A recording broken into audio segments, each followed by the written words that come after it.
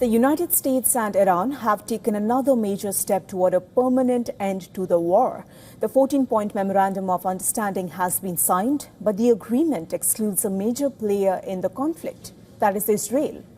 Reports indicate Israel was kept entirely out of the negotiations, and now the text of the deal does not mention the country at all.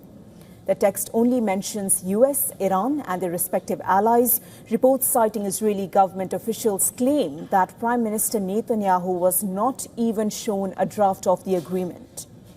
In fact, even after President Trump announced the signing, sources told NBC News that Israel still had not seen the draft.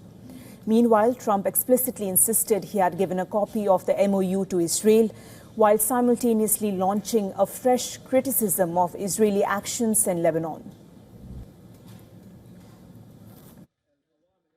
And we did send a copy to Israel, by the way. They've been a good partner. Again, I think they could do better with respect to Hezbollah. I'm not saying they shouldn't protect themselves. I'm saying when two drones are shot into the desert and drop harmlessly, you don't have to knock down buildings in Beirut. They could behave better. And frankly, they could do a better job. I love them as a partner. They were terrific. But they could do a much better job with Hezbollah. On that, I don't think they're doing well. And I feel very bad for... Trump was even more pointed at the G7 summit, claiming that without him, there would be no Israel. Days earlier, Trump had called Netanyahu crazy and used an expletive to describe his poor judgment because he ordered a strike in Beirut that nearly scuttled the deal. Without us, without the United States, there would be no Israel. Without me, there would be no Israel, because no other president was willing to do what I did. I've had a great relationship with Bibi, but now Bibi has to be more responsible with respect to Lebanon. For Netanyahu, the political stakes are high. Elections are just 4 months away. Domestic pressure is rising. Netanyahu had promised the Israeli public total victory in Iran. Any perception of compromise carries risks. The issue of greatest concern for the Prime Minister is Lebanon.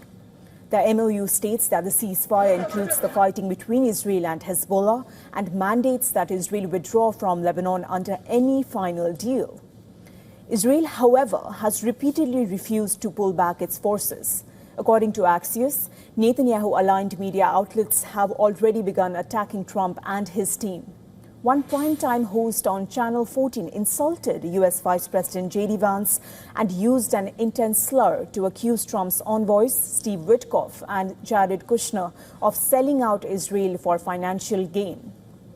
Netanyahu himself has so far refrained from criticizing the deal or Trump directly. Instead, he is claiming that Israel's core objectives have been achieved and that he saved the nation from total annihilation.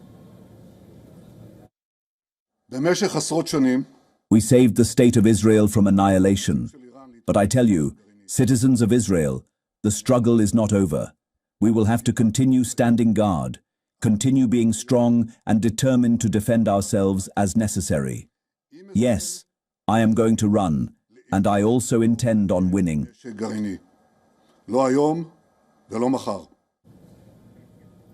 But despite these claims, Netanyahu must now face the voters' judgment on his handling of the war. The bigger question remains, will he risk his relationship with Trump to stand against the deal?